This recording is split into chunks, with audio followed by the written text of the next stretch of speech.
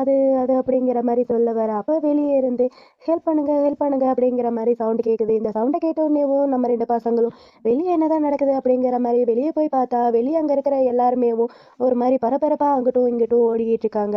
இத பார்த்து நம்ம இன்னுக்கும் தஃபனுக்கும் ஒண்ணும் புரியல. நம்ம வந்து அங்க ஓடிக்கிட்டு இருக்கிற ஒரு ஆளுகிட்ட, "இங்க என்னதான் நடக்குது? ஏன் எல்லாருமே இப்படி ஓடிக்கிட்டு இருக்கீங்க?" அப்படிங்கிற மாரி கேட்க, அந்த ஆளு இருந்துகிட்டு, "இந்த மாரி சீப் போன கார் வந்து ஆக்சிடென்ட் ஆயிருச்சு" அப்படிங்கிற மாரி சொல்றான். அந்த ஆள் அப்படி சொன்ன உடனேவும் நம்ம இன்னுக்கு வந்து அந்த இல்யூஷன் வரும் இல்லையா? அந்த இல்யூஷன் மறுபடியும் வருது. இவன் ஒரு மாரி பேனிக் ஆன மாரி அப்படியே நின்னுட்டே இருக்கா. நம்ம தஃபோன் தான் அப்படியே ஒரு மாரி கொண்டு வரான் நார்மல் மூடுக்கு.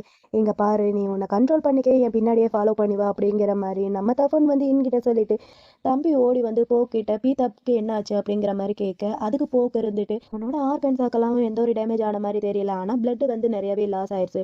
ஸோ பிளட்டுக்காண்டி நாங்க வெயிட் பண்ணிட்டு இருக்கோம்" அப்படிங்கிற மாரி போக்க எல்லா விஷயத்தையுமேவும் நம்ம தஃபனோட தம்பிகிட்ட சொல்ல, தம்பிக்கு என்ன பண்றதுன்ட்டே தெரியல. நம்ம தைஃபூனோட பிளட் வந்து ரொம்ப ரேரான பிளட், கிடைக்கிறது ரொம்பவே கஷ்டம். என்ன பண்றதுன்ட்டே தெரியல நம்ம தஃபூனோட தம்பிக்கு. வேற அங்க ரொம்ப டல்லா உட்காந்துருக்கானா.